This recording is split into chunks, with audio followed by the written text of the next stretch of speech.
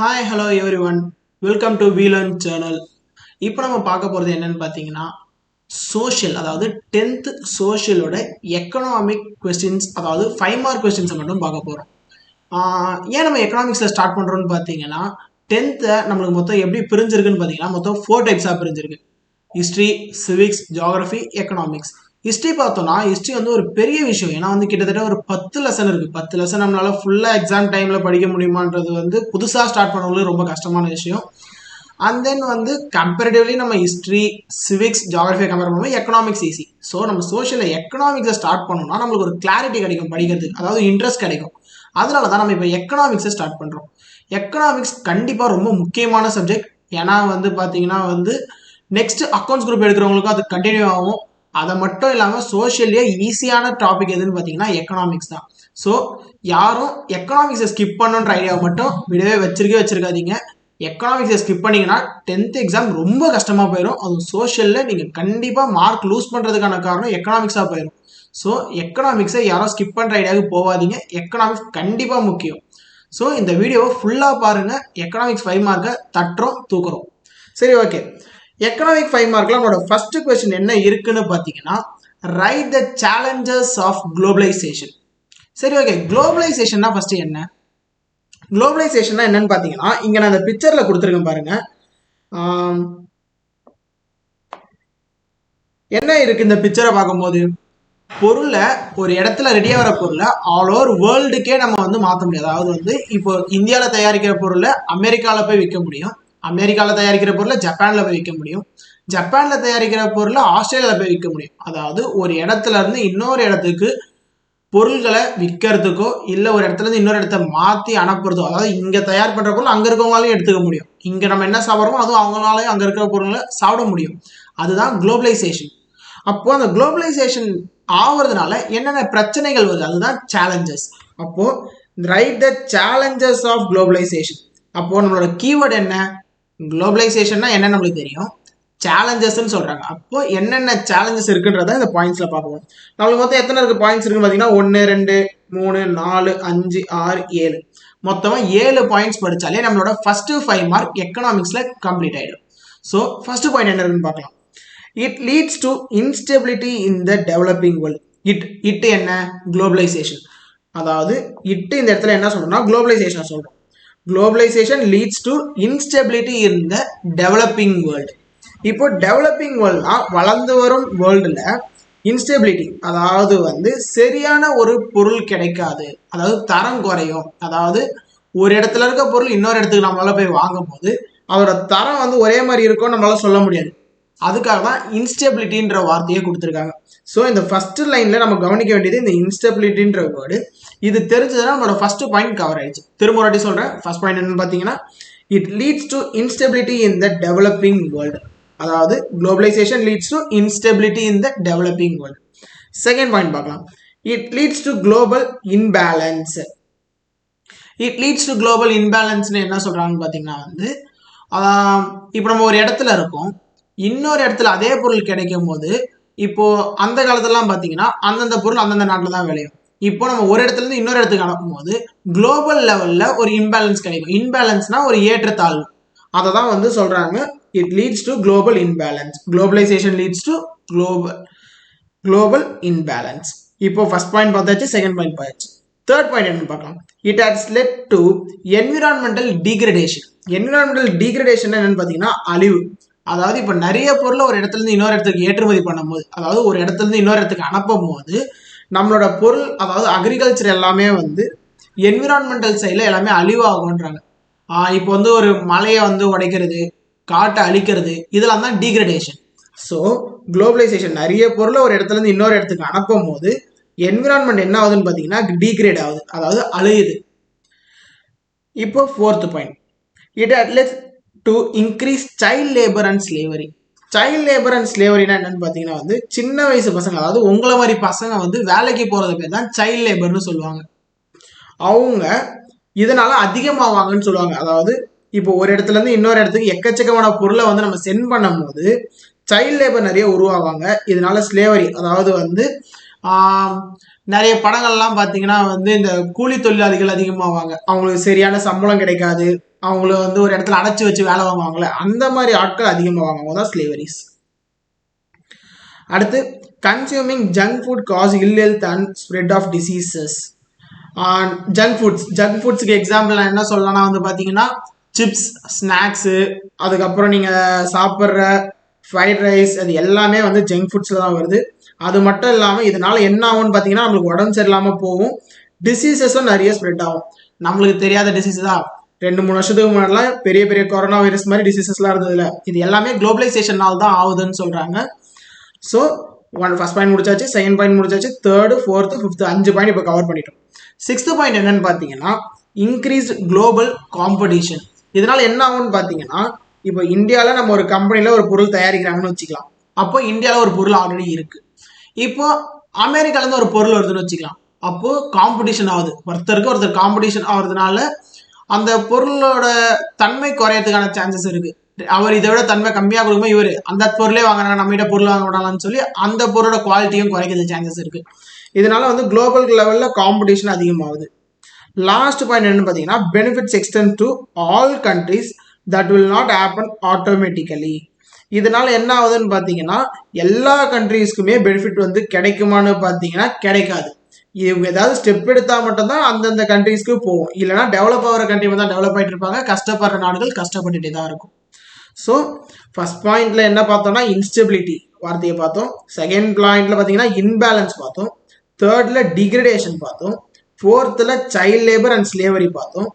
5th பாயிண்ட்ல பார்த்தீங்கன்னா இல் health அப்புறம் டிசீசஸ் பார்த்தோம். 6th பாயிண்ட்ல குளோபல் காம்படிஷன் பார்த்தோம். 7th பாயிண்ட்ல பார்த்தீங்கன்னா இது எல்லாமே ஆட்டோமேட்டிக்காக நடக்குமானா கிடையாது, நம்ம ஸ்டெப் எடுத்தால் மட்டும்தான் நடக்கும். ஸோ இப்போ 7 பாயிண்ட் கவர் ஆயிடுச்சு. இதில் சில வார்த்தைகள் வந்து நம்மளால வந்து ஞாபகம் வச்சுக்க முடியும், ஏன்னா நம்ம யூஸ்வலாக யூஸ் பண்ணுறது. ஆனால் இந்த இன்ஸ்டெபிலிட்டின்ற வார்த்தைகள்லாம் வந்து உங்களால் வந்து அவ்வளோ ஈஸியாக ஞாபகம் இருக்காது. அதனால நீங்கள் என்ன பண்ணுவீங்க, எழுதி பார்த்து படிக்கணும். நம்ம எழுதி பார்ப்போமான்றது வந்து டவுட்டு தான். அதனால என்ன சொல்றேன்னா இப்பயே நீங்கள் போயிட்டு கமெண்ட்ல போயிட்டு இன்ஸ்டெபிலிட்டி, அதாவது INSTABILITY இன்ஸ்டெபிலிட்டின்றத கமெண்ட் பண்ணுங்க. நீங்க கமெண்ட் பண்ணது எக்ஸாம்ல இருக்கும் போது நம்ம கமெண்ட் பண்ணவே அந்த வார்த்தை அப்படின்னு சொல்லி உங்களுக்கு ஞாபகம் வரும். அப்போ உங்களால ஈஸியா எழுத முடியும். ஸோ ஒரு 5 மார்க்கோட இதை 1 செகண்ட் நீங்க கமெண்ட் பண்றதுனால உங்களுக்கு ஞாபகம் இருக்கும். ஸோ இப்பயே போய் கமெண்ட் பண்ணுங்க, நான் உங்களுக்காக வெயிட் பண்றேன்.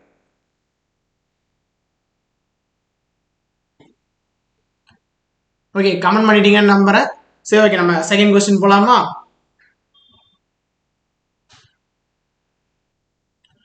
ஓகே, இப்போ எக்கனாமிக்ஸோட செகண்ட் கொஸ்டின் என்ன கொடுத்துருக்காங்கன்னு பார்த்தீங்கன்னா elucidate why the green revolution was born. Green revolution எதற்காக ஆரம்பிக்கப்பட்டது, எதற்காக தோன்றதுன்னு கேட்குறாங்க. ஃபர்ஸ்ட் கிரீன் ரெவல்யூஷன் சொன்னாலே கிரீன்னா என்ன, செடி கொடிகள்லாம் உங்களுக்கு ஞாபகம் வந்துடணும். அப்போ அக்ரிகல்ச்சருக்கு சம்பந்தமான ரெவல்யூஷன் எதுக்காக கொண்டு வந்திருப்பாங்க, ஏதோ ஒரு விஷயத்த மாத்துறதுக்காகவோ இல்லை ஏதோ ஒரு பிரச்சனையை சரி பண்றதுக்காகவோ கொண்டு வந்தது தான் ரெவல்யூஷன். அப்போ கிரீன் ரெவல்யூஷன்றது எதை பத்தி, அக்ரிகல்ச்சர்ல இருக்கிற ஏதோ இருந்த பிரச்சனையை சரி பண்றதுக்காக கொண்டு வந்தது தான் கிரீன் ரெவல்யூஷன். இப்போ அந்த பிரச்சனை என்ன, எதுக்காக கொண்டு வந்தாங்கன்றதா இப்போ இந்த ஆன்சரா எழுத போறோம். சரி, ஓகே, ஃபர்ஸ்ட் பாயிண்ட் என்ன எழுதிருக்கான்னு பார்க்கலாம். மொத்தமா இதுல எத்தனை பாயிண்ட் இருக்குன்னு பாத்தீங்கன்னா 1 2 3 4 5 6 மொத்தமா 6 பாயிண்ட் தான் இருக்கு. இந்த 6 பாயிண்ட் படிச்சாலே செகண்ட் 5 மார்க்கான எக்கனாமிக்ஸ் முடிய போகுது. சரி, ஓகே, இப்போ என்ன கொடுத்துருக்கான்னு பார்க்கலாம். The main causes for the green revolution in the growth of population in India after independence. அதாவது இந்தியாவோட growth, எதுல growth, பாப்புலேஷன் growth. நிறைய பேர், அதாவது இந்தியா இண்டிபெண்டன்ஸ் டைம்ல, நம்ம எப்போ இண்டிபெண்டன்ஸ் வாங்கணும், 1947 நம்ம இண்டிபெண்டன்ஸ் வாங்கணும். அப்போ 1947 இண்டிபெண்டன்ஸ் கிடைச்சதுக்கு அப்புறமா இந்தியாவோட பாப்புலேஷன் பார்த்தீங்கன்னா ரொம்ப அதிகமா இருந்தது. அதிகமா இருந்தா என்ன தேவைப்படும், அதிகமா சாப்பாடு தேவைப்படும். அதிகமான சாப்பாடுக்கான சரி பண்றதுக்கான வாய்ப்பு இல்லாத காரணத்தினாலதான் கிரீன் ரெவல்யூஷன் ஒன்று கொண்டு வந்தாங்க. அந்த கிரீன் ரெவல்யூஷன் அதுக்காக தான் உருவாக்கப்பட்டது. சரி, ஓகே, இது ஃபர்ஸ்ட் பாயிண்ட். செகண்ட் பாயிண்ட் என்ன கொடுத்துருக்காங்கன்னு பார்க்கலாம். Food security of people is also related to a country's overall development process. அதாவது ஒரு நாட்டில் இருக்க மக்கள் எல்லாருக்கும் சாப்பாடு கிடைக்கணுன்றது தான் முக்கியமான டெவலப்மெண்ட்டான ப்ராசஸே. அதாவது ஒரு நாடு வளரணும்னா அந்த நாட்டில் இருக்க எல்லாருக்கும் சாப்பாடு கிடைக்கணும், அதுக்காக கொண்டு வந்தது தான் இந்த கிரீன் ரெவல்யூஷன். தேர்ட் பாயிண்ட் என்னன்னு பார்த்தீங்கன்னா, and focus on agriculture industrialisation was given priority. அதாவது அக்ரிகல்ச்சரை நம்ம வந்து ஃபோக்கஸ் பண்ணுறதுக்காக இண்டஸ்ட்ரியல் பாலிசியை கிரியேட்டும் பண்ணாங்க.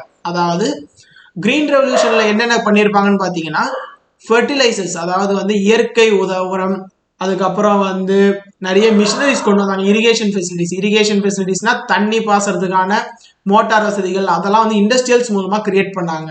அப்போது அக்ரிகல்ச்சரை டெவலப் பண்ணுன்றதுக்காக இண்டஸ்ட்ரியல் சைட்லையும் டெவலப்மெண்ட் கொண்டு வந்தாங்க. அதை தான் தேர்ட் பாயிண்டாக நம்மளுக்கு சொல்லியிருக்காங்க. ஃபர்ஸ்ட் பாயிண்ட் பார்த்தீங்கன்னா, நம்மளோட மெயின் காஸ் எதுக்காக, பாப்புலேஷன் அதிகமாச்சு, அதனால நம்மளுக்காக கிரீன் ரெவல்யூஷன் வந்தது. செகண்ட் பாயிண்ட், கண்ட்ரியோட ஓவரால் டெவலப்மெண்ட் வந்து எல்லாருக்கும் சாப்பாடு கிடைக்கணும், ஃபுட் செக்யூரிட்டியை நம்பியும் தான் இருக்குது. மூணாவது பாயிண்ட், இண்டஸ்ட்ரியலைசேஷன் டெவலப்பும் இதனால ஆச்சு. இப்போ fourth point, to recurrent droughts experience by India pushed to the depend on imports of food grains. அதாவது நிறைய பஞ்சம், ட்ராட்னா பஞ்சம், நிறைய பஞ்சத்தினால நம்ம வெளிநாடுகள்ல இருந்து ஃபுட் கிரெயின்ஸ், அதாவது தானியங்கள் வாங்க வேண்டியதாக போயிடுச்சு. அதனாலவும் நம்மளுக்கு கிரீன் ரெவல்யூஷன் தேவைப்படுது. இம்போர்ட்னா இறக்குமதி, வெளிநாட்டுல இருந்து நம்ம இந்தியாவுக்கு கொண்டு வர பொருட்கள். இப்போ அடுத்து, the available foreign exchange reserve could not permit open market purchase and import of grains. நம்மளோட ஃபாரின் எக்ஸ்சேஞ்ச் ரிசர்வ், அதாவது வெளிநாட்டில் நம்ம வாங்கக்கூடிய பணம், வெளிநாட்டை சும்மா தர மாட்டாங்களா நம்மளுக்கு, நம்ம பணம் கொடுக்கணும்ல, அது கம்மியாக இருந்த காரணத்தினால நம்மளால வெளியில பெருசாக காசு கொடுத்து நிறைய வாங்கவும் முடியல. நிறைய வாங்க முடியலன்னா நம்ம நாட்டில் இருக்க எல்லாரும் பட்னியில தான் இருக்கணும். அதுவும் ஒரு காரணமான கிரீன் ரெவல்யூஷனுக்கான காரணம். லாஸ்ட் பாயிண்ட் என்ன சொல்றாங்கன்னா, India has to plead for food grains from richer countries, U S A concessional rates. அதாவது பெரிய பெரிய பணக்கார நாடுகளான அந்த டைம்ல இருந்த அமெரிக்கா போன்ற நாடுகள்ல இருந்து நம்ம ஃபுட் கிரெயின்ஸை கன்செஷனல் ரேட்னா ஒரு குறிப்பிட்ட நியாயமான விலைக்கு வாங்க வேண்டிய நிலைமையில இருந்தோம். அவங்களால தான் நம்ம அந்த காலத்தில் நிறைய பேர் நம்ம வந்து சாப்பிட்டாங்கன்னே சொல்லலாம். ஸோ அதுவும் ஒரு காரணத்தினால தான் கிரீன் ரெவல்யூஷன்றது ஒன்று உருவாச்சு. இப்போ ஃபர்ஸ்ட் பாயிண்ட் பார்த்தீங்கன்னா, பாப்புலேஷன்னால வாங்கணும். ரெண்டாவது ஃபுட் செக்யூரிட்டி, அதாவது மக்கள் எல்லாருக்கும் சாப்பாடு கிடைச்சாதான் ஓவரால் டெவலப்மெண்ட் ப்ராசஸ்லேயே வருவோம், அதனால ரெண்டாவது அதுக்காக. மூணாவது வந்து பார்த்தீங்கன்னா, அக்ரிகல்ச்சர்னால இண்டஸ்ட்ரியலைசேஷனும் டெவலப் ஆச்சு கிரீன் ரெவல்யூஷன் மூலமாக. நாலாவது பஞ்சம், ட்ராட்ஸு. அஞ்சாவது நம்மளோட ஃபாரின் எக்ஸ்சேஞ்ச் ரிசர்வ்ஸ் வந்து ஓப்பன் மார்க்கெட்டில் வாங்கக்கூடிய அளவுக்கு இல்லை. லாஸ்ட்டாக பார்த்தீங்கன்னா, பெரிய பெரிய பணக்கார நாடுகள் கிட்ட இருந்து நம்ம கன்செஷனல் ரேட்ஸில் வாங்கிட்டு இருந்ததுனாலையும் நம்மளுக்கு கிரீன் ரெவல்யூஷன் தேவைப்பட்டது. இப்போ போன கொஸ்டின்ல பார்த்த மாதிரியே இந்த கொஸ்டின்ல பார்த்தீங்கன்னா முக்கியமான வார்த்தை எது, கிரீன் ரெவல்யூஷன்றது முக்கியமான வார்த்தை, அது நம்மளுக்கு கொஸ்டின்ல கொடுத்துருவாங்க. ஸோ நீங்கள் அந்த ஸ்பெல்லிங் மிஸ்டேக்கை ஞாபகம் வச்சுக்கோங்க, கொஸ்டினை பார்த்தாது ஸ்பெல்லிங் கரெக்டாக எழுதுங்க. இதில் இருக்க முக்கியமான வேர்ட்ஸில் பார்க்கும்போது கஷ்டமான வார்த்தைன்னு பார்த்தீங்கன்னா இந்த கன்செஷனல் ரேட்ஸ். இது வந்து நீங்கள் பொதுவாக யூஸ் பண்ணுற வார்த்தை கிடையாது. ஸோ இந்த கன்செஷனல் ரேட்ஸோட ஸ்பெல்லிங்கை எழுதி பாருங்க மேக்ஸிமம். இப்போ என்னோட ஒப்பீனியன் என்னன்னா, உடனே போய் கமெண்ட் பண்ணுங்க இந்த வார்த்தையை, கன்செஷனல் ரேட்ஸ்ன்ற வார்த்தையை நீங்கள் கமெண்ட் பண்ணுறது மூலமாக உங்களால் ஒரு வாட்டி எழுதி பார்த்த கான்செப்ட்லேயே வந்துடும், நீங்களும் ஒரு வாட்டி உள்ளுக்குள்ள 2-3 வாட்டி சொல்லி பார்த்ததுக்கான கான்செப்டும் வந்துடும், எக்ஸாம்பிள் ஞாபகமாக இருக்கும். ஸோ CONCESSIONAL கன்செஷனல் ரேட்ஸ், இதை கண்டிப்பாக போய் கமெண்ட் பண்ணுங்க. எக்கனாமிக்ஸில் ஏன் ஸ்டார்ட் பண்ணீங்கன்னு நிறைய பேருக்கு டவுட் இருக்கும். ஏன்னா எக்கனாமிக்ஸ் மிச்சம் 3 டாப்பிக்கை கம்பேர் பண்ணும்போது எக்கனாமிக்ஸ் ஈஸி, அதனால தான் எக்கனாமிக்ஸில் ஸ்டார்ட் பண்ணோம். புதுசாக படிக்க ஸ்டார்ட் பண்ணுறவங்களுக்கு எக்கனாமிக்ஸ்லேருந்து ஸ்டார்ட் பண்ணிங்கன்னா உங்களுக்கு சோஷியல் மேலே ஒரு அட்ராக்ஷன் இருக்கும். ஃபர்ஸ்ட் எடுக்கும்போது ஹிஸ்ட்ரியில் எடுத்திங்கன்னா நிறைய பேருக்கு வந்து ஒரு மாதிரி டல்லாயிரும், என்னடா இது ஸ்டார்டிங்கே இவ்வளோ பெருசாக இருக்குன்னு. அதுவே எக்கனாமிக்ஸோட போர்ஷன் கம்மி, ஸோ அதனால சிம்பிளாக இருக்கும். கண்டிப்பாக இருக்குது, எக்கனாமிக்ஸ் முடிஞ்ச உடனே நம்மளுக்கு சிவிக்ஸ், ஜியாகிரஃபி, ஹிஸ்ட்ரி எல்லாமே எடுக்க தான் போகிறோம். ஃபஸ்ட்டு எக்கனாமிக்ஸில் ஸ்டார்ட் பண்ணியிருக்கோம். உங்களோட லவ் அண்ட் சப்போர்ட்டுக்கு ஏற்ற மாதிரி வீடியோஸ் அடுத்தடுத்து வந்துகிட்டே இருக்குது. மேக்ஸிமம் எல்லாமே ரெக்கார்ட் ஆகிடுச்சு, அடுத்தடுத்த வீடியோவை நாங்கள் போஸ்ட் பண்ணிட்டு தான் இருக்க போகிறோம். ஸோ வெயிட் பண்ணி எல்லா வீடியோஸையும் கண்டிப்பாக ஃபுல்லாக பாருங்கள். நீங்கள் ஃபுல்லாக பார்த்தா தான் உங்களுக்கும் புரியும், ஒரு கிளாரிட்டி இருக்கும். மேக்ஸிமம் நிறைய பேருக்கு வந்து படித்து புரியறதை விட வீடியோஸ் பார்த்து அதை கவனிக்கிறது மூலமாக நிறைய புரியும். ஸோ அதனால் நீங்கள் வீடியோஸை ஃபுல்லாக பாருங்கள். இந்த நிறைய பேர் வந்து ஓட்டி பார்ப்பீங்க வீடியோ உங்கள் தேவைக்கு ஏற்ற மாதிரி, அதை நான் தப்பு சொல்ல, உங்களுக்கு தெரிஞ்ச கொஸ்டினாக இருந்தால் ஓட்டி பாருங்கள், ஆனால் தெரியாத கொஸ்டினாக இருந்தால் ஃபுல்லாக பாருங்கள். ஃபுல்லாக பார்த்தா தான் உங்களுக்கு ஒரு கிளாரிட்டி கிடைக்கும். அதனால் அந்த கிளாரிட்டிக்காக கண்டிப்பாக ஃபுல்லாக பாருங்கள். மேக்ஸிமம் ஒரு கொஸ்டினாக ஒரு 5 minutes தான் இருக்க போகுது. அந்த 5 minutes நீங்கள் அதுக்காக வந்து டைம் ஸ்பெண்ட் பண்ணிங்கன்னா ஒரு 5 மார்க் உங்களுக்காக கிடைக்குது. ஸோ ஃபுல்லாக பாருங்கள்.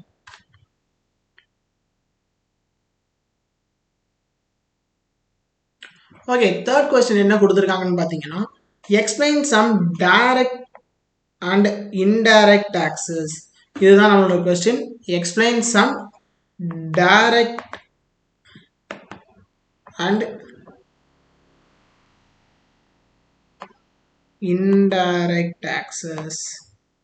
டைரக்ட் அண்ட் இன்டைரக்ட் டாக்ஸஸ், சில பேருக்கு வந்து டாக்ஸ்னால என்னன்னு தெரியாமல் ஒரு குழப்பம் இருக்கும்.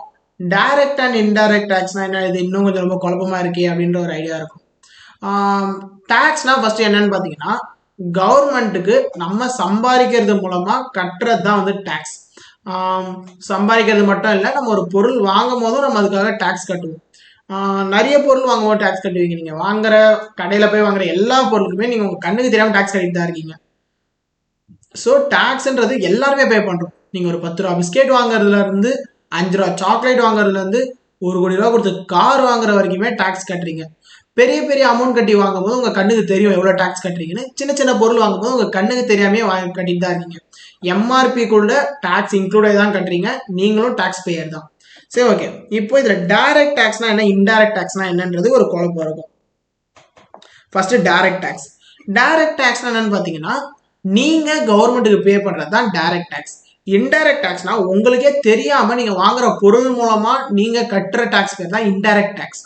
அப்போ டைரக்ட் டாக்ஸ்ல என்ன இருக்குன்னு பாத்தீங்கன்னா, ஃபர்ஸ்ட் இன்கம் டாக்ஸ் தான் இருக்கு. இன்கம் டாக்ஸ்னா என்னன்னு பாத்தீங்கன்னா, ஒருத்தர் மாச சம்பளம் வாங்குறீங்களோ இல்ல ஒரு பிசினஸ் பண்ணி அதுல இருந்து வர சம்பளத்துக்காக கவர்மெண்ட்டுக்கு நீங்க கட்டுறது தான் டாக்ஸ். அந்த டாக்ஸ் பேர் தான் இன்கம் டாக்ஸ். இதை எங்க வீட்டில் இருக்கவங்களாம் கட்டுறது இல்லையா அப்படின்னு சில பேர் யோசிப்பீங்க. அதாவது கவர்மெண்ட் வந்து ஒரு லிமிட் வச்சிருப்பாங்க. மாசம் மாசம் 1 லட்ச ரூபாய்க்கு மேல சம்பாதிக்கிறவங்க டாக்ஸ் கட்டினா போதும், 1.5 லட்ச ரூபாய்க்கு மேல சம்பாதிக்கிறவங்க டாக்ஸ் கட்டினா போதும். இது வந்து வருஷம் வருஷம் மாறிட்டே இருக்கும். அந்த டாக்ஸ் பேர் தான் இன்கம் டாக்ஸ். அதனால நம்ம வீட்டில் இருக்க நிறைய பேருக்கு வந்து இதை கட்டியிருக்க மாட்டாங்க. அதிகமா சம்பாதிக்கிறவங்க கட்டுவீங்க. உங்க வீட்டில் இருக்கவங்கள கேட்டு பாருங்க, கண்டிப்பா தெரியும். சரி, நம்மளுக்கு கொஸ்டின்ல ஆன்சர் என்ன பாயிண்டா கொடுத்துருக்காங்கன்னு பார்க்கலாம். Income tax, most important tax levied on individual in India based on the income of a person. அதாவது ஒருத்தரோட வருமானத்துக்கு ஏற்ற மாதிரி இன்கம்க்கான ஏற்ற மாதிரி பே பண்ற டாக்ஸ் பேர் தான் இன்கம் டாக்ஸ்ன்னு சொல்றாங்க. ரெண்டாவது பாத்தீங்கன்னா கார்பரேட் டாக்ஸ். கார்பரேட் டாக்ஸ் யார் கட்டுவான்னு பாத்தீங்கன்னா கம்பெனிஸ், அதாவது கம்பெனிக்கு சம்பாதிக்கிற இன்கம்ல இருந்து கட்டுறது தான் கார்பரேட் டாக்ஸ். இதுல என்னென்ன கொடுத்துருக்காங்க பாத்தீங்கன்னா, royalties, interest gains from sale of capital asset. Sale of capital அசெட்னா பாத்தீங்கன்னா வந்து கம்பெனி வந்து மிஷின் விற்கிறது, கம்பெனி வச்சிருக்க பில்டிங்கை விற்கிறது, அதெல்லாம் தான் வந்து அவங்களுக்கு கிடைக்கிற சேல் ஆஃப் கேபிட்டல் அசெட்ஸ். அதுல இருந்து கிடைக்கிற லாபம், கெயின்ஸ்னா லாபம். ஸோ அதுல இருந்து வர வருமானத்துக்காக கட்டுறது தான் வந்து கார்பரேட் டாக்ஸ். இப்போ தேர்ட் என்ன கொடுத்துருக்காங்கன்னு பாத்தீங்கன்னா வெல்த் டாக்ஸ். வெல்த் டாக்ஸ்னா என்னன்னு பாத்தீங்கன்னா, ஒரு தனிப்பட்ட நபரோ இல்ல கம்பெனியோ ஏதோ ஒரு விஷயத்துல பார்ட்னரா இருக்கிறது மூலமா அவங்களுக்கு அது மூலமா வந்து ஒரு வருமானத்துக்கு கிடைக்கிறது தான் வந்து வெல்த் டாக்ஸ். அவங்களோட வெல்த்துக்கு ஏற்ற மாதிரி கட்டுறது தான் வந்து அவங்களோட ப்ராப்பர்ட்டி ஓனர்ஷிப் மூலமா கிடைக்கிறது தான் வெல்த் டாக்ஸ் தான். ஸோ நம்மளுக்கு டைரக்ட் டாக்ஸ்ல கொடுத்துருக்க 3 விஷயம் என்னன்னு பாத்தீங்கன்னா, இன்கம் டாக்ஸ், கார்பரேட் டாக்ஸ், 3வது வெல்த் டாக்ஸ். ஸோ 3 பாயிண்ட் தான். அந்த 3 பாயிண்ட் நீங்க சிம்பிளா வச்சிருந்தாலே போதும், டைரக்ட் டாக்ஸை நீங்க கவர் பண்ணிடலாம். தேர்ட் என்னன்னு பாத்தீங்கன்னா, வெல்த் டாக்ஸ் முடிஞ்சிச்சு. இப்போ இன்டைரக்ட் டாக்ஸுக்கு போகலாம். இன்டைரக்ட் டாக்ஸ்லேயே 3 பாயிண்ட் கொடுத்துருக்காங்க. ஃபர்ஸ்ட் எடுத்த உடனே ஸ்டாம்ப் டியூட்டி. ஸ்டாம்ப் டியூட்டினா என்னன்னு பாத்தீங்கன்னா, எங்கேயாவது போய் இந்த ரிஜிஸ்ட்ரேஷன் ஆஃபீஸ்லாம் போனீங்கன்னா ஸ்டாம்ப் பேப்பர்னு சொல்லி வச்சிருப்பாங்க. அதாவது வந்து இந்த மேலே வந்து 1000 ரூபா போட்டிருக்கோம், 100 ரூபா போட்டிருக்கோம், 10 ரூபா ஸ்டாம்ப் பேப்பர்லாம் இருக்கு. அந்த ஸ்டாம்ப் பேப்பர் ரிஜிஸ்டர் ஆஃபீஸஸ்லாம் இருக்கும். அந்த ரிஜிஸ்டர் ஆஃபீஸரில் நீங்கள் பண்ணுற ரிஜிஸ்ட்ரேஷன்ஸ்க்காக பே பண்ணுறது தான் வந்து stamp duty. Taxes paid on official documents like marriage registration, documents relate to a property. வீட்டில் வந்து ஒரு வீடோ இடமோ நீங்கள் வாங்கும் போது ஒரு ரிஜிஸ்டர் ஆஃபீஸ் போய் அங்கே வந்து சில பேப்பரில் சைன் பண்ணுவீங்க. அந்த சைன் பண்ற பேப்பர் பேர் தான் வந்து ஸ்டாம்ப் பேப்பர். அதுக்காக நீங்க கவர்மெண்ட் கட்டுற டாக்ஸ் பேர் தான் ஸ்டாம்ப் டியூட்டி. அந்த பேப்பர் வாங்கும் போதே நீங்க அந்த காசை கட்டிடுவீங்க. அப்போ உங்க கண்ணுக்கே தெரியாம, அதாவது உங்களுக்கு தெரியாம நீங்க டாக்ஸ் கட்டி தான் அந்த பொருளை வாங்குறீங்க. இப்போ என்டர்டைன்மெண்ட் டாக்ஸ். என்டர்டைன்மெண்ட் டாக்ஸ்னா என்னன்னா வந்து, இப்போ நீங்க ஒரு தியேட்டர்ல ஒரு படம் பார்க்க போறீங்க, இல்லைனா வந்து குயின்ஸ்லேண்ட் போவீங்க, விஜிபி போவீங்க. அங்கெல்லாம் போகும்போது உள்ள போகும்போது டிக்கெட் எடுக்கிறீங்கல்ல, அந்த டிக்கெட் எடுக்கும் போது ஒரு காசு கட்டுவீங்க. ஒரு ஆளுக்கு 400 ரூபாயோ இல்ல 350 ரூபாயோ கட்டுவீங்க. அந்த காசு கட்டும் போதே அந்த டாக்ஸையும் நீங்க சேர்த்து தான் கட்டுறீங்க. அந்த இடத்துக்கான அமௌண்ட் 300 ரூபாய் தான் இருக்கும். கவர்மெண்ட்டுக்கு டாக்ஸ் ஒரு 50 ரூபாயா இருக்கும். அந்த 50 ரூபா நீங்க வந்து உங்ககிட்ட சொல்லி வாங்க மாட்டாங்க, நீங்க வந்து டாக்ஸ் 50 ரூபா கட்ட போறீங்க அப்படின்னு சொல்லி. ரேட்டு 350 ரூபா அப்படின்னும் போது நீங்க அதை இன்க்ளூட் பண்ணி தான் கட்டுவீங்க. அதுக்கு அடுத்து பார்த்தீங்கன்னா எக்ஸசைஸ் டியூட்டி. எக்ஸைஸ் டியூட்டினா என்னன்னு பார்த்தீங்கன்னா வந்து it is a neat duty on manufactured goods levied at the moment of manufacture. அதாவது ஒரு இடத்துல இருந்து இன்னொரு இடத்துக்கு அந்த பொருள் போகும்போது, இப்போ ஏன்னு ஒரு இடத்துல இருந்து பின்னு ஒரு இடத்துக்கு அந்த பொருள் டிரான்ஸ்போர்ட் ஆச்சுன்னா அதுதான் எக்ஸைஸ் டியூட்டி. அதுக்காக கட்டுறது தான் எக்ஸைஸ் டியூட்டின்றாங்க. ஸோ இப்போ மொத்தம் 3 இருக்கு இன்டைரக்ட் டேக்ஸ்ல: stamp duty, entertainment tax, excise duty. இது 3 மட்டும் படிச்சாலே போதும், உங்களுக்கு இன்டைரக்ட் டேக்ஸ் கவர் ஆயிடுச்சு. அப்போ டைரக்ட் டாக்ஸ்ல ஒரு 3, இன்டைரக்ட் டாக்ஸ்ல ஒரு 3, மொத்தமா 6 பாயிண்ட் படிச்சாலே ஒரு இம்பார்ட்டன்டான 5 மார்க் கொஸ்டின் கம்ப்ளீட்டட். இன்டைரக்ட் டாக்ஸ்ல வேணா நீங்க எக்ஸ்ட்ராவா ஜிஎஸ்டி இன்க்ளூட் பண்ணிக்கோங்க, கூட்ஸ் அண்ட் சர்வீஸ் டாக்ஸ். இது கொஞ்சம் முக்கியமான ஒரு டாக்ஸ். இப்போ ரீசெண்டா வந்து இந்தியா வந்து கொண்டு வந்திருக்காங்க. இதை பத்தி நீங்க வந்து லெசன்ஸ்ல டீப்பா பார்க்கலாம். 5 மார்க்கை பொறுத்த வரைக்கும் நீங்க இந்த 3 எழுதுனா போதும், எக்ஸ்ட்ரா தேவைன்னா ஜிஎஸ்டி எழுதிக்கோங்க.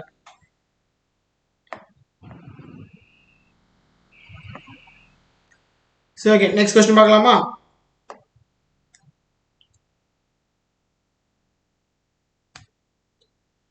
ஓகே, இப்போ நம்ம 4th கொஸ்டின் பார்க்கறதுக்கு முன்னாடி இப்போ இந்த வீடியோ பார்த்துருக்க எல்லாருக்கும் நான் சொல்றது என்னன்னா, படிக்கும்போது நீங்க மட்டும் படிக்காதீங்க, ஃப்ரெண்ட்ஸுக்கு சொல்லி கொடுத்து படிங்கன்னு நிறைய பேர் சொல்லுவாங்க. ஏன்னா அப்போதான் நம்மளுக்கும் ஞாபகம் இருக்கும், அவங்களுக்கும் ஒரு சொல்லி கொடுக்கும் போது நீங்க 2 வாட்டி படிச்ச மாதிரி கன்சிடர் ஆகும்.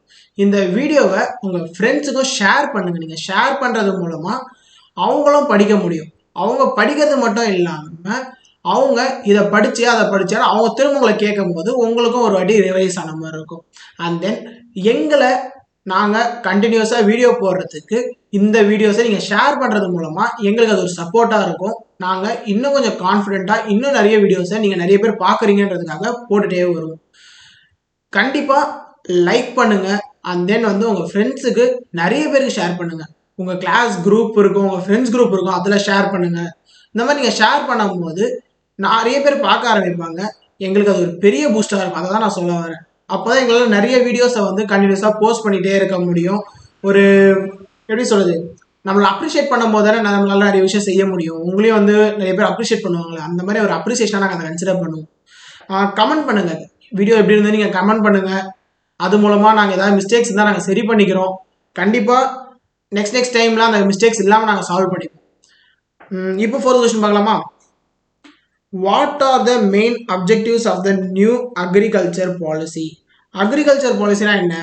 நம்ம செகண்ட் கொஸ்டின்ல பார்த்துருந்தோம், கிரீன் ரெவல்யூஷன் ஒரு விஷயம், அதுலேருந்து கீழே கொண்டு வந்தது தான் அக்ரிகல்ச்சர் பாலிசி. இந்த அக்ரிகல்ச்சர் பாலிசி எதுக்காக இருக்குன்னு பார்த்தீங்கன்னா, raising the productivity of inputs. Raising the productivity of இன்புட்ஸ்னா அக்ரிகல்ச்சர், அதாவது விவசாயம் பண்ணுறோம், விவசாயத்தில் ஒரு இடத்துக்கு இவ்வளோதான் விளையும்னு சொல்லி இருக்கும். அதாவது இப்போ ஒரு குறிப்பிட்ட இடம் இருக்குன்னா அந்த இடத்துல 100 மூட்டை அரிசி தான் விளையும்னா அந்த 100 மூட்டை அரிசி தான் இருக்கும் அந்த டைம்ல. இவங்க என்ன சொல்றாங்கன்னா, புது அக்ரிகல்ச்சர் பாலிசி மூலமா நிறைய விளையும். அதாவது அந்த 100 மூட்டை விளைஞ்ச இடத்துல இப்போ 150 மூட்டை விளையும்ன்றாங்க. அததான் raising the productivity of inputs. One of the important objective of India's agriculture policy is purchasing HYV seeds, அதாவது ஹை ஈல்ட் வெரைட்டி சீட்ஸ். இந்த சீட்ஸ் வந்து பர்ச்சேஸ் பண்ணி ஃபெர்டிலைசர்ஸ் யூஸ் பண்ணி பெஸ்டிசைட்ஸ் யூஸ் பண்ணலாம். இரிகேஷன் ப்ராஜெக்ட்ஸ் மூலமாக இங்கே அதிகமான ப்ரொடக்ஷனை கொண்டு வர முடியுன்றாங்க. அப்போது ஃபர்ஸ்ட் பாயிண்டில் என்னென்ன important words? HYV seeds, fertilizers, pesticides, irrigation. Irrigation தான் நீர் பாசறது, பெஸ்டிசைட்ஸ்னால் இந்த பூச்சிகளை கொள்றதுக்கான பூச்சி மருந்து, ஃபெர்டிலைசர்ஸ்னால் இயற்கை உரம், HYV சீட்ஸ்னால் ஹை ஈல்டு வெரைட்டி சீட்ஸ். இந்த 4 மூலமாக ப்ரொடக்ஷனை அதிகப்படுத்த முடியும்னு சொல்கிறாங்க. அடுத்து என்ன சொல்கிறாங்க? Raising value added per hectare. ஒரு ஹெக்டார் இடத்துல அதிகமான விளைச்சலை கொண்டு வர முடியும். அதை தான் நான் முதலே ஸ்டார்டிங்லேயே ஆரம்பித்தேன். ஆடட் பர் ஹெக்டார், அதாவது ஒரு குறிப்பிட்ட இடத்துலையே அதிகமாக ஆட் பண்ணுறோம். இப்போ ஒரு கிளாஸில் 40 பேர் தான் உட்கார முடியும்னா இவங்க என்ன சொல்கிறாங்கன்னா, பெஞ்சஸை மாற்றி ஒரு கிளாஸில் 60 பேரை உட்கார வைக்கலான்றாங்க. அது கஷ்டமாக தான் இருக்கும் கிளாஸில். ஆனால் நம்ம அக்ரிகல்ச்சரில் இந்த மாதிரி புது பாலிசிஸ் மூலமாக இதை கிரியேட் பண்ண முடியும்னு சொல்கிறாங்க. இப்போ third, protecting the interest of poor farmers. அதாவது நிறைய ஃபார்மர்ஸ் பார்த்தீங்கன்னா கடன் வாங்கி தான் வந்து விவசாயமே பண்ணுறாங்க. கண்டிப்பாக இந்த வீடியோஸை இப்போ நீங்கள் வில்லேஜ் சைடில் இருந்து பார்க்குற எல்லாருக்குமே தெரியும். உங்கள் ஊர்லேயோ இல்லை உங்கள் வீட்டில் இருக்கவங்களே விவசாயம் பண்ணுறவங்க கடன் வாங்கி தான் கண்டிப்பாக விவசாயம் பண்ணுவாங்க. அப்போது அந்த கடனில் இருந்து மீள்றதுக்கு இப்போது உங்கள் இடத்துல 40 மூட்டை அரிசி தான் வரும்னா வாங்கின கடனுக்கே அது சரியாக போயிடும். இப்போ இவங்க என்ன சொல்கிறாங்கன்னா, நீங்கள் நாங்கள் சொல்கிறத ஃபாலோ பண்ணிங்கன்னா 60 மூட்டை கிடைக்கும், உங்களுக்கும் லாபம் 20 மூட்டை கிடைக்கும் அப்படின்றத சொல்கிறாங்க. அதனால அந்த புவர் ஃபார்மர்ஸை காப்பாற்றுறதுக்காகவுமே அக்ரிகல்ச்சர் பாலிசிஸை வந்து கிரியேட் பண்ணாங்க. 4வது மாடர்னைசிங் அக்ரிகல்ச்சர் செக்டர். அதாவது டெக்னாலஜி டெவலப்மெண்ட் வந்து கம்ப்யூட்டர் டெக்னாலஜியே நான் வந்து எவ்வளோ டெவலப்மெண்ட் இருக்குன்னு உங்களுக்கு எல்லாருக்குமே தெரியும். இப்போ இந்த வீடியோ நீங்கள் வீட்டில் இருந்தே பார்க்குறீங்க. அந்த மாதிரி டெக்னாலஜி இருக்கும்போது அக்ரிகல்ச்சர்லேயும் வந்து டெக்னாலஜி இருக்கணும். அதுக்காக கொண்டு வரப்பட்டது தான் HIV சீட்ஸ், ஃபெர்டிலைசர்ஸ், அந்த மாதிரி விஷயங்கள் எல்லாமே. அடுத்து என்னன்னு பார்த்தீங்கன்னா environmental degradation. To check environmental degradation of natural base of Indian agriculture. இவங்க என்ன சொல்கிறாங்கன்னா, இப்போ நிறைய விவசாயம் வேணும், இப்போ நிறைய சாப்பாடு வேணும், நிறைய அரிசி வேணும்னா என்ன பண்ணணும், நிறைய இடத்துல விவசாயம் பண்ண வேண்டிய நீடு இருக்கும். நிறைய இடத்துக்கு விவசாயம் பண்ணும்போது என்ன ஆகும், காடுகளை அழிக்க வேண்டியதாக இருக்கும். அப்போ ஃபாரஸ்ட் செக்டர் அழிஞ்சிட்டே வரும். இவங்க இப்போ இந்த டெக்னாலஜிஸ் கொண்டு வரதுனால என்ன ஆகும்னா, ஆல்ரெடி இருக்கிற இடத்துல விவசாயம் பண்ணாலே போதும், எல்லாருக்குமே சாப்பாடு கிடைச்சிடும். இதனால அந்த ஃபாரஸ்ட்டை நம்ம அழிக்க வேண்டியதே தேவையே இல்லை. அதுக்காக தான் வந்து என்விரான்மெண்டல் டீக்ரடேஷன் இதில் இருக்காதுன்றாங்க. Removing bureaucratic obstacles. பியூரோக்ராட்டிக் அப்டகல்ஸ்னா என்னன்னா வந்து இப்போ to remove bureaucratic obstacles on the farmers cooperative society and self help institutions. Cooperative சொசைட்டிஸ்னா உங்கள் ஊர்லேயே இருக்க இந்த கூட்டுறவு வங்கி, அதுதான் cooperative societies. And then self help institutions.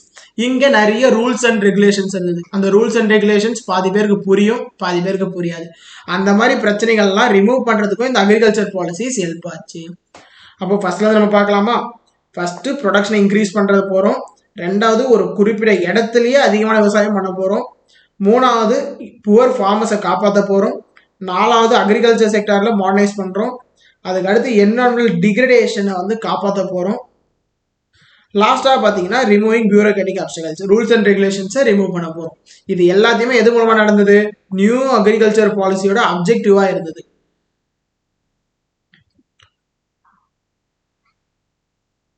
Okay, இப்போ நம்ம வந்து 5th கொஸ்டின் பார்க்கலாம். 5th கொஸ்டின் பார்க்கறதுக்கு முன்னாடி இந்த வீடியோவை இவ்வளோ நேரமாக பார்த்துட்டு இருக்கேன் உங்களுக்கு என்னோட பெரிய தேங்க்ஸ். அதாவது 4வது கொஸ்டின் வரைக்கும் நீங்கள் பார்த்துருக்கீங்கனாலே உங்களுக்கு வந்து படிக்கணுன்ற இன்ட்ரெஸ்ட் வந்துருச்சுன்னு அர்த்தம். 10th எக்ஸாமில் கண்டிப்பாக 80+ 90+ மார்க் எடுக்கணும்னா நீங்கள் இந்த டைமில் படிக்க ஸ்டார்ட் பண்ணி கண்டிப்பாக இருக்கணும். படிக்க ஸ்டார்ட் பண்ணது மட்டும் இம்பார்ட்டன்ட் இல்லை, புரிஞ்சு படிங்க. சும்மா புக்கை வச்சு மேலோட்டமாக படிக்கிறீங்கன்னா கண்டிப்பாக எக்ஸாம் எல்லாம் மறந்துடும். ஸோ நீங்கள் புரிஞ்சு படிச்சிங்கன்னா கொஞ்சம் படிச்சுட்டு போகிறத விட நிறைய உங்களால் படிக்க முடியும்.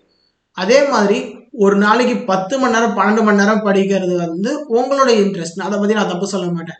ஆனால் அந்த 12 மணி நேரத்தில் எவ்வளோ நேரம் நீங்கள் புரிஞ்சு படிச்சிங்கன்னு ஒன்று இருக்குது.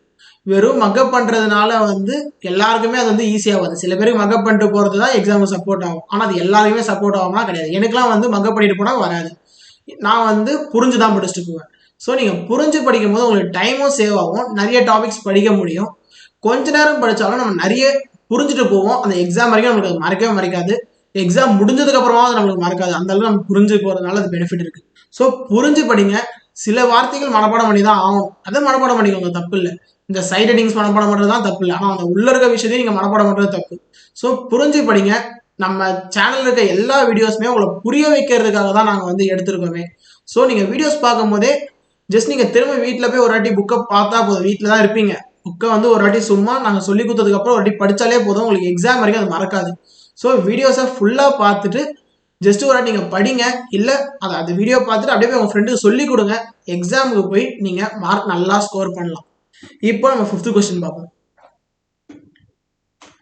Briefly explain various terms associated with measuring of national income. இப்போ நேஷனல் இன்கம், அதாவது இப்போ நம்மளோட நேஷன் என்ன, நம்மளோட நேஷன் இந்தியா. இந்தியாவோட இன்கம்மா நம்ம எப்படி அளவுது? இப்போ நம்ம வீட்டோட இன்கம், நம்ம வீட்டோட வருமானத்தை எப்படி இருப்பீங்க, அப்பா சம்பாதிப்பாரு, சில பேர் வீட்டில் அம்மா சம்பாதிப்பாங்க, சில பேர் வீட்டில் அக்கா அண்ணா இருப்பாங்க, அவங்க சம்பாதிப்பாங்க, சித்தப்பா சித்தி எல்லாரும் ஒரே ஜாயின்ட் ஃபேமிலியாக இருக்கவங்க வீட்டில் ஒரு 7-8 பேர் வேலைக்கு போவாங்க. அது மொத்தத்தையும் இன்க்ளூட் பண்ணிங்கன்னா உங்கள் வீட்டோட இன்கம் தெரிஞ்சிச்சு. இப்போ இந்தியாவோட இன்கம் யோசிச்சு பாருங்க, கிட்டத்தட்ட ஒரு 140 கோடி பேர் நம்மளோட இந்தியாவோட பாப்புலேஷன். 140 கோடி பேர்ல எவ்வளவு பேர் வேலைக்கு போறாங்க, அவனோட இன்கம் என்னன்றதெல்லாம் எப்படி நீங்க கண்டுபிடிப்பீங்க? அதுக்காக தான் நம்மளுக்கு எத்தனை மெத்தட் இருக்குன்னு பார்த்தீங்கன்னா 1 2 3 4 5 6 7 மொத்தமாக 7 மெத்தட் இருக்கு. அதாவது இந்த 7 ஃபார்முலால யூஸ் பண்ணாலே நம்மளால நேஷனல் இன்கம் கண்டுபிடிச்சிட முடியும்னு சொல்றாங்க. அந்த 7 ஃபார்முலா என்னன்னு பார்க்கலாமா? இப்போ ஃபர்ஸ்ட் பாயிண்ட் ஸ்டார்ட் பண்றதுக்கு முன்னாடி, நான் இந்த வீடியோ பார்க்குற நிறைய பேர் சேனலை சப்ஸ்கிரைப் பண்ணாமையே பார்த்துருக்கீங்க. நீங்க சேனலை சப்ஸ்கிரைப் பண்றது மூலமா தான் எங்களால் எவ்வளோ பேர் நீங்கள் எங்களை பார்க்குறீங்கன்னு தெரிஞ்சு நாங்கள் இன்னும் வந்து பூஸ்ட் பண்ணி எங்களால் வீடியோஸ் எடுத்து போட்டுட்டு இருக்கவே முடியும். ஸோ இப்பயே சப்ஸ்கிரைப் பண்ணுங்க. நீங்கள் சப்ஸ்கிரைப் பண்ணியிருப்பீங்கன்னு நினைக்கிறேன். கண்டிப்பாக பக்கத்தில் இருக்க பெல் ஐக்கானையும் நீங்கள் வந்து கிளிக் பண்ணுங்க. சரி, ஓகே. இப்போ நீங்கள் சப்ஸ்கிரைப் பண்ணிட்டீங்களே, சப்ஸ்கிரைப் பண்ணிட்டீங்க நம்புறேன். இப்போ ஓகே, நம்ம ஃபர்ஸ்ட் என்ன கொடுத்துருக்கான்னு பார்த்தீங்கன்னா கிராஸ் நேஷனல் ப்ராடக்ட், அதாவது ஜிஎன்பி. இங்கே மொத்தம் உங்களுக்கு சைட் ஹெட்டிங்ஸோட இருக்கும். ஒன்றுமே GNP, GDP, NNP, NDP, PCD, PI, DI, இது எல்லாமே இந்த முன்னாடி இருக்க வேர்ட்ஸோட ஃபுல் ஃபார்ம்ஸ் தான். ஸோ இந்த வேர்ட்ஸை மட்டும் நீங்கள் ஷார்ட் ஃபார்ம்ஸை மட்டும் ஞாபகம் வச்சுக்கிட்டாலே உங்களோட மெயின் வேர்ட்ஸ் உங்களால் ஈஸியாக கண்டுபிடிச்சிட முடியும். இப்போ ஜிஎன்பியோட ஃபுல் ஃபார்ம் என்ன? Gross national product. Gross national product is the total value of goods and service produce in a country in a year. ஒரு வருஷத்துல எவ்வளோ ப்ராடக்ட்ஸை நம்மளால உற்பத்தி பண்ணியிருக்கோமோ, அதாவது ப்ரொடியூஸ் பண்ணியிருக்கோமோ, அதோட டோட்டலை ஆட் பண்ணாலே உங்களால் ஜிஎன்பி கண்டுபிடிச்சிட முடியும்னு சொல்றாங்க. அதோட ஃபார்முலா என்ன பார்த்தீங்கன்னா GNP equal to C plus I plus G plus X minus M plus NFIA. அதாவது இதோட ஃபுல் ஃபார்ம்ஸ் என்னன்னு பார்த்தீங்கன்னா C equal to consumption, C equal to consumption, I equal to investment,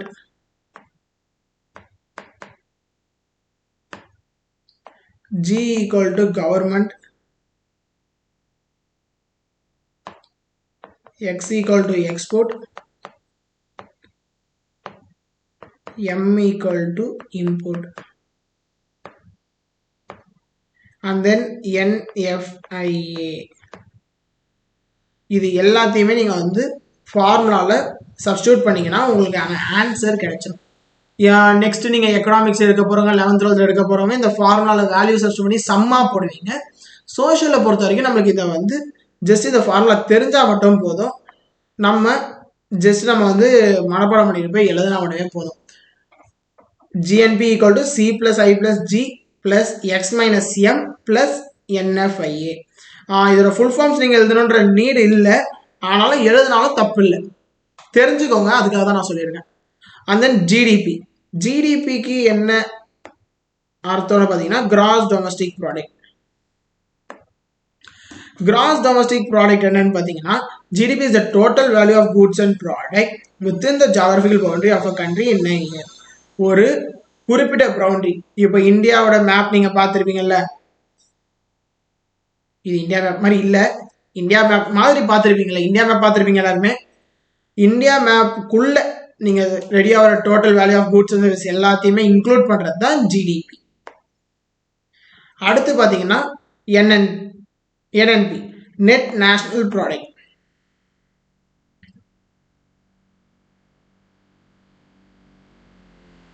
இதுக்கு என்ன சொல்றாங்கன்னு பார்த்தீங்கன்னா நீங்கள் ஃபர்ஸ்ட் இங்க ஜிஎன்பி கண்டுபிடிச்சிங்கல்ல, அந்த ஜிஎன்பில இருந்து டெப்ரிசியேஷனை மைனஸ் பண்ணீங்கன்னா கிடைக்கிறது தான் என்என்பி. அப்போ நம்ம ஃபர்ஸ்ட் ஜிஎன்பினா என்னன்னு பார்த்துடணும், அடுத்து ஜிடிபினா என்னன்னு பார்த்துடுறோம். இப்போ என்என்பிக்கு என்ன பண்றோம்? நெட் நேஷனல் ப்ராடக்ட்டுக்கு NNP equal to GNP minus depreciation. இந்த கண்டுபிடிச்ச இந்த ஃபார்முலால மைனஸ் டெப்ரிசியேஷன் போட்டீங்கன்னா ஆன்சர் அவ்வளோதான், முடிஞ்சிச்சு என்என்பிக்கு. சிம்பிளா இருக்குல்ல? அப்போ அடுத்து என்டிபி. இப்போ என்என்பிக்கு ஜிஎன்பிலேருந்து டெப்ரிசியேஷனை மைனஸ் பண்ணீங்க. இப்போ என்டிபிக்கு ஜிடிபிலேருந்து டெப்ரிசியேஷனை மைனஸ் பண்ணுறீங்க.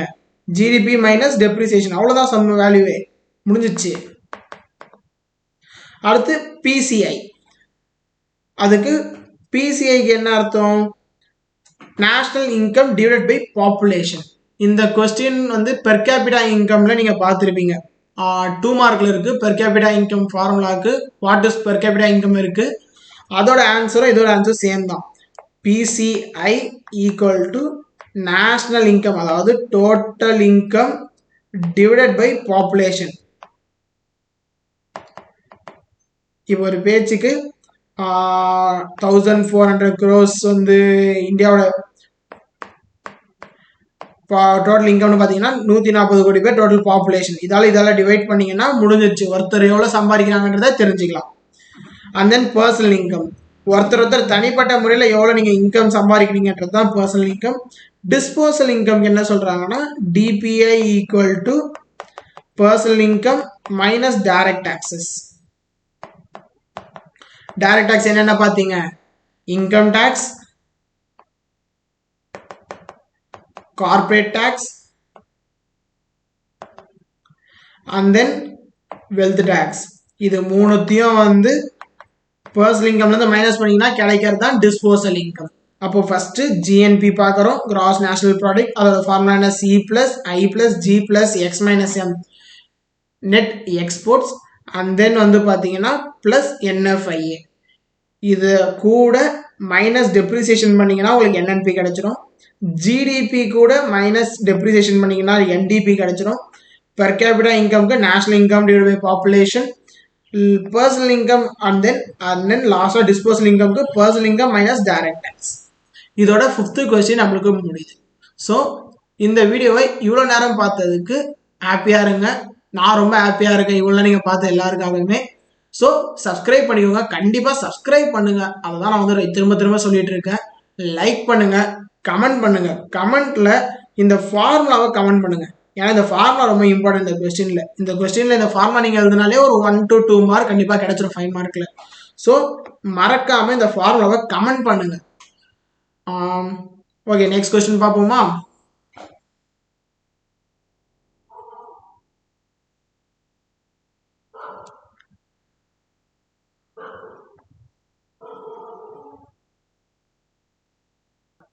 இப்போ நம்மளோட 6th கொஸ்டின் என்னன்னு பார்த்தீங்கன்னா, what is black money? Black மணினா என்ன அதை முதல்ல பார்க்கலாம். பிளாக் மணினா கருப்பாக இருக்குமா? கண்டிப்பாக இல்லை. நம்ம நோட்டில், நம்ம வீட்டில் நீங்கள் யூஸ் பண்ணுற 100 ரூபா 200 ரூபா நோட்டுகள், 50 10 ரூபா நோட்டு, 500 ரூபா நோட்டு எல்லாமே வந்து கவர்மெண்ட் அடித்த நோட்டு தான். அப்போது அந்த நோட்டு எல்லாத்துலேயுமே வந்து காந்தி தாத்தா இருக்காரு. அப்போது பிளாக் மணியில் பிளாக்காக இருக்குமா? கிடையாது. அதுவும் இதே நோட்டு தான். ஆனால் கவர்மெண்ட்டுக்கு தெரியாம, அதாவது நம்ம இவ்வளோ டேக்ஸை பற்றி பார்த்தோம்ல, அந்த முன்னாடி பார்த்த டேக்ஸ் கொஸ்டின்ல அந்த டேக்ஸை பே பண்ணாம நீங்க வீட்டில் மறைச்சு வைக்கிற காசோ இல்லை கவர்மெண்ட்டுக்கு தெரியாம அந்த இன்கமை மறைக்கிறதோ அதுதான் பிளாக் மணின்னு சொல்றாங்க. ஏன் வந்து டேக்ஸை வந்து மறைக்கிறாங்க? டேக்ஸ் எதனால வந்து டேக்ஸ் கட்டாம இருக்காங்க? எதனால பிளாக் மணி உருவாகுது அப்படின்றத தான் இந்த கொஸ்டின்ல கேட்டிருக்காங்க. ஃபர்ஸ்ட் பிளாக் மணிக்கு என்ன சொல்லியிருக்காங்க பார்க்கலாம். Black money is fund earned on the black market on which income and other taxes have not been paid. கட்டலை, அதுக்காக தான் வந்து பிளாக் மணி அது பேரே வந்து வருது. The unaccounted money that is concealed from the tax administrator is called black money. Tax கட்ட வேண்டிய டிபார்ட்மெண்ட்டுக்கு தெரியாம சேர்த்து வைக்கிற காசு தான் வந்து பிளாக் மணின்னு சொல்றாங்க. ஸோ ஓகே, இப்போ பிளாக் மணினா என்னன்னு தெரிஞ்சுட்டோம்.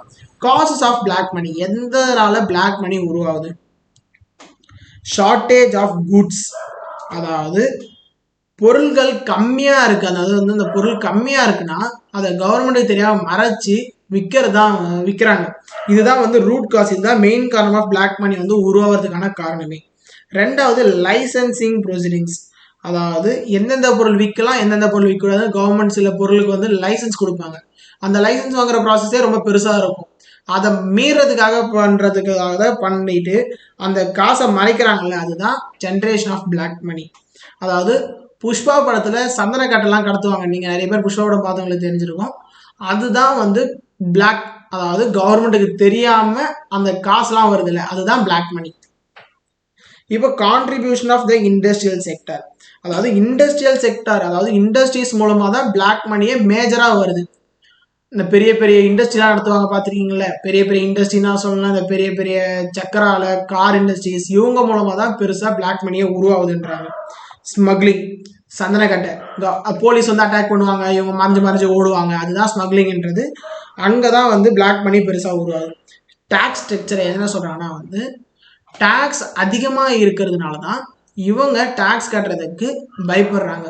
இப்போ ஒரு பேச்சுக்கு 100 ரூபா சம்பாதிக்கிறீங்கன்னா 30 ரூபா டாக்ஸி கட்டி ஆகும். நான் வெறும் 100 ரூபாய்க்கு சொல்ல, நான் ஒரு பேச்சுக்கு 100 கோடி வச்சுக்கலாம். 100 கோடி சம்பாதிக்கிறீங்கன்னா அதில் கிட்டத்தட்ட 50 கோடியை வந்து கவர்மெண்ட் நீங்கள் டேக்ஸே கட்டுற மாதிரி வரும். இதுக்காக பயந்து தான் அந்த காசை மறைக்கிறாங்க. அந்த காசை மறைக்கிறதுக்கு பேர் தான் பிளாக் மணி. டேக்ஸ் கட்டாத பணம் பிளாக் மணியாகவே மாறும்.